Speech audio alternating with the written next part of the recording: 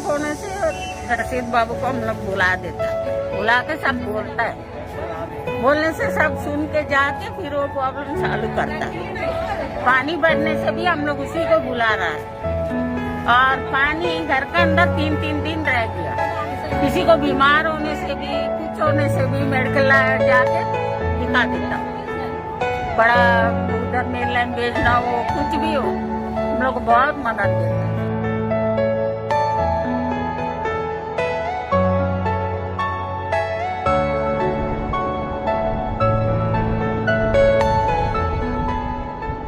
नमस्कार।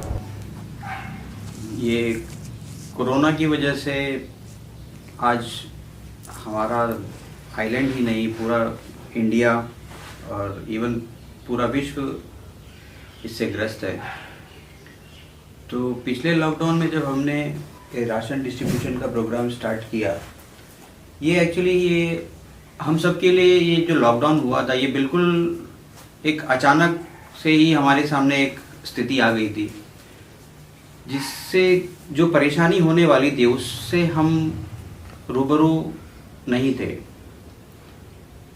तो अचानक लॉकडाउन होने की वजह से जो परेशानियां आई, तो स्टार्टिंग में तो मैंने अपने आसपास के लोगों को देखना शुरू किया, उनकी क्या परेशानियां हैं वो सामने आने लगी।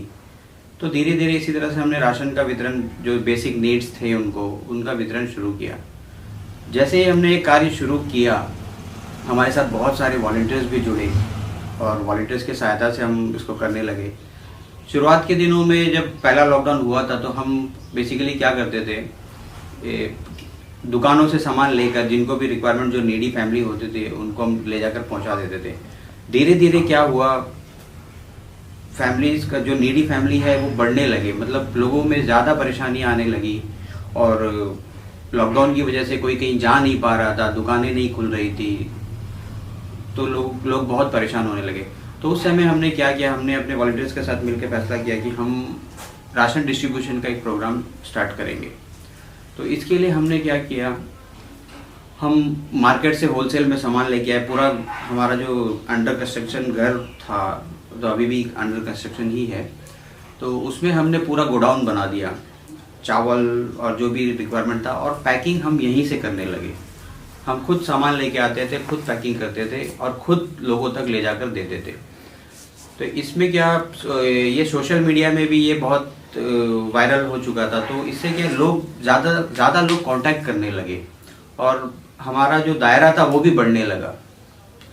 तो नियर अबाउट पिछले लॉकडाउन में हमने 3500 फैमिलीज को सपोर्ट किया था, और उसमें हमारे वॉलंटियर्स का बहुत बड़ा योगदान था। बिना वॉलंटियर्स के हम ये नहीं कर पाते थे। उसी तरह इस लॉकडाउन में भी जो धीरे धीरे जो रेस्ट्रिक्शंस रेस्ट्रिक्शंस आती गई, उसके हिसाब से भी लोगों की परेशानियां थोड़ी बढ़ने लगी। जो मतलब डेली अर्नर थे, उनके लिए कठिनाई होने लगी। तो इस वजह से हमने इस लॉकडाउन में भी सेम, हमने जैसे पिछले लॉकडाउन में किया था, उसी तरह हमने इस लॉकडाउन में भी राशन का वितरण किया। इस लॉकडाउन में हमने अब तक नियर अबाउट 1500 फैमिलीज को सपोर्ट किया हुआ है। तो नियर अबाउट अभी तक ये पूरे लॉकडाउन में हमने 5000 फैमिलीज को सपोर्ट किया है।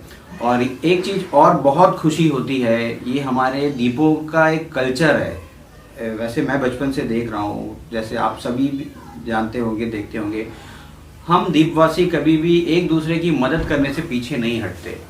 तो इस लॉकडाउन में जो लोग दिल खोल के आगे आके मदद कर रहे हैं, विभिन्न प्रकार के लोग, यंगस्टर्स जो है सामने आ रहे हैं, लोग एक दूसरे की मदद कर रहे हैं, ये देख के बहुत खुशी मिलती है। और मेरे हिसाब से हमारे दीपों में जो कल्चर है, ये शायद कहीं और देखने को मिले। तो इस वजह से बहुत खुशी होती है, और जो लोग बढ़ चढ़ के सामने आके एक दूसरे की मदद कर रहे हैं, ये बहुत ही अच्छी बात है। और इसी तरह से जब हमारा लॉकडाउन के बीच में जब हमारा एरिया लीलीपुर का जो एरिया कंटेनमेंट जोन हुआ, लोग काफ़ी परेशान हो गए थे, मतलब कुछ समझ में नहीं आ रहा था, अचानक से बंद हो गया था।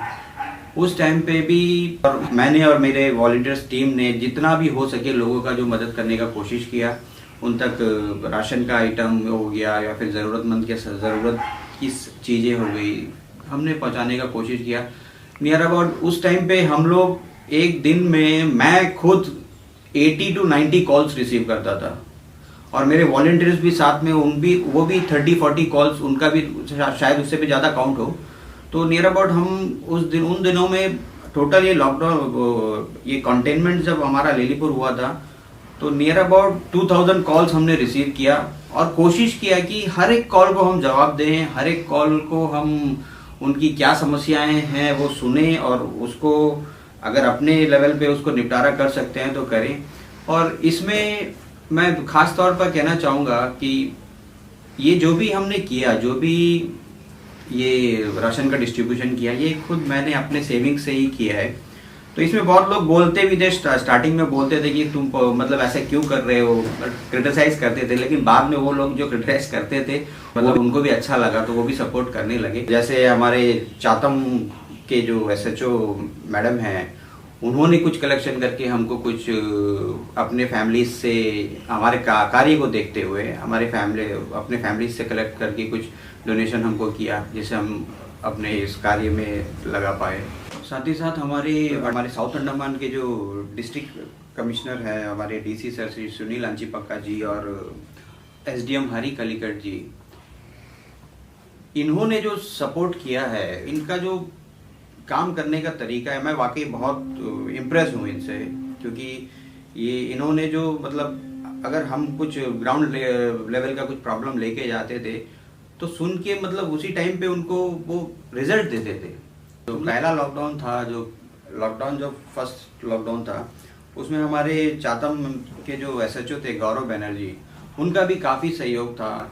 और साथ ही हमारे जो सिविल सप्लाईज डिपार्टमेंट है, सिविल सप्लाईज डिपार्टमेंट जो पहला लॉकडाउन में हमने राशन लेने के लिए हमको फटाफट राशन का जो चावल है वो उपलब्ध करवाया। तो एडमिनिस्ट्रेशन की तरफ से भी काफ़ी अच्छा सहयोग था। ऐसा नहीं कि मतलब डिमोरलाइज किया हुआ है कि मतलब किसी को, क्योंकि मैं तो इंडिविजुअली था, मैं इंडिविजुअली कर रहा था। मेरा ना कोई संस्था था, ना मैं कोई ग्रुप में था, ना कोई पॉलिटिकल पार्टी से बिलोंग करता था। वैसे में एक अकेले एक इंसान जो आगे बढ़ रहा है, उसके लिए भी काफ़ी अच्छा एडमिनिस्ट्रेशन की तरफ से सपोर्ट मिला। और मैं पूरा एडमिनिस्ट्रेशन को भी शुक्रिया अदा करना चाहता हूँ। बहुत सारे संस्थाओं के तरफ से अप्रिशिएट भी किया गया हमारे कार्य को। अप्रिसिएशन हमेशा एक कार्य जो वर्कर है या जो कार्य करता है समाज में, उसके लिए हमेशा एक ऑक्सीजन का ही काम करता है, तो अच्छा लगता है। और इससे ज़्यादा बेहतर कार्य करने की और ज़्यादा कार्य करने की एक अंदर से एक शक्ति महसूस होती है। तो ऑल ओवर मैं यही कहना चाहता हूँ कि हम जो द्वीपवासी हैं एक दूसरे की मदद कर रहे हैं, करते रहेंगे।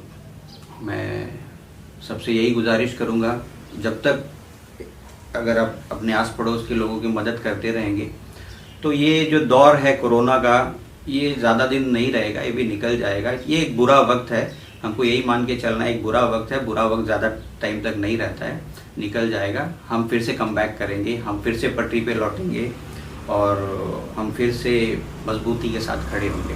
धन्यवाद।